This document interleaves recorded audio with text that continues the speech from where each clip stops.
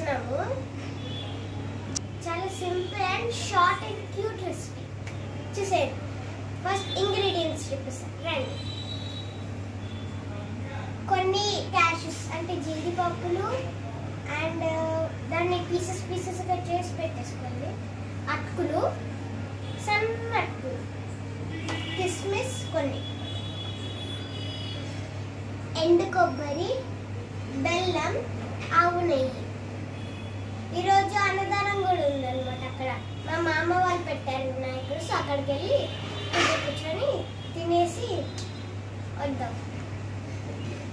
Start రెసిపీలో ముందుగా ఒక గిన్నె పెట్టుకోవాలి.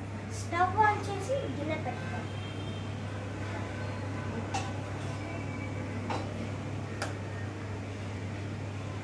ముందుగా నేను 2 ప్యాకెట్స్ ఆఫ్ నెయ్యి, ఎందుకంటే మేము కొంచెం ఎక్కువ చేస్తాం. మీరు ఎంత చేసుకుంటే యువర్ విష్.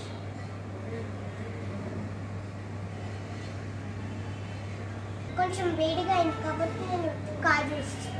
అండ్ కిస్మిస్ ఎందుకు వేసుకోవాలంటే బాగుంటుంది అండ్ హెల్తీ కూడా.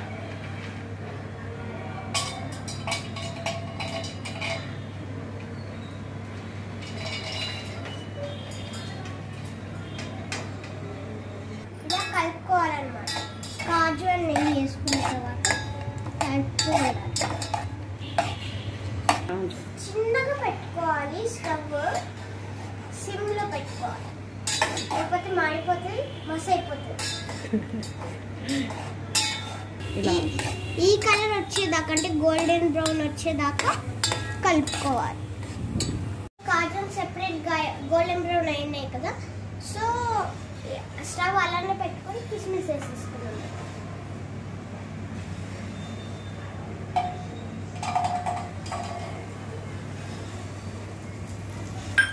తొందరగా అనమాట. చూసారా ఇలా అవ్వాలి. ఎండు కొబ్బరి ఉంది కదా, అది తురుముతే బాగుంటుంది, కానీ మాకు ఇప్పుడు టైం లేదు. సో గ్రైండర్ చేసుకున్నాం. ఇప్పుడు తురుముకోవచ్చు కూడా. సో కిస్మిస్ కూడా ఒక పక్క ప్లేట్లు వేసేసుకొని ఆ నెయ్యిలోనే కొబ్బరి వేసేసుకోవాలి. తురిమిన కొబ్బరి.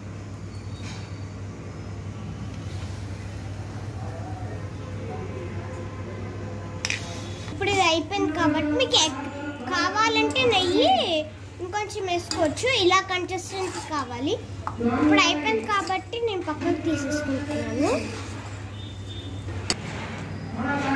ఇప్పుడు నేను అదంతా తీసి ఒకసారి ఇట్లా వాటర్లో తీసి అది గిన్నెలో కొన్ని వాటర్ పోసుకొని బెల్లం వేసుకున్నాను. ఇలా చిన్న చిన్న ముక్కలు.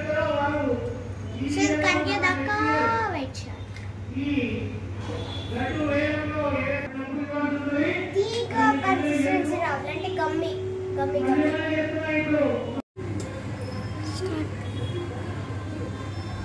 అలా అవ్వాలన్నమాట, థిక్గా.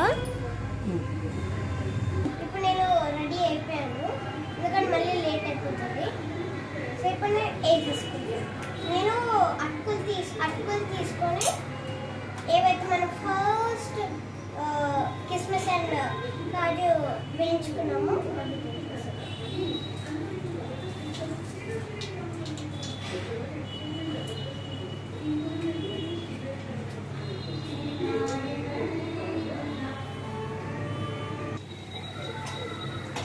ఇప్పుడు కొబ్బరి కూడా.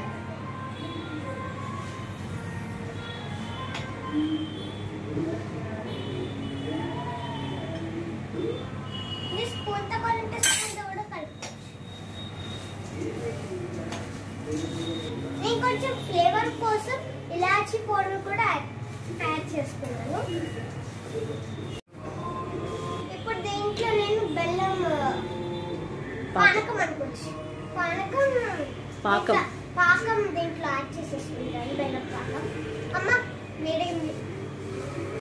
एकदन्ताय वक्रतुण्डाय गौरीतनयाय धीमहि गजेशानाय भालचन्द्राय श्रीगणेशाय धीमहि। एकदन्ताय वक्रतुण्डाय गौरीतनयाय धीमहि गजेशानाय भालचन्द्राय श्रीगणेशाय धीमहि।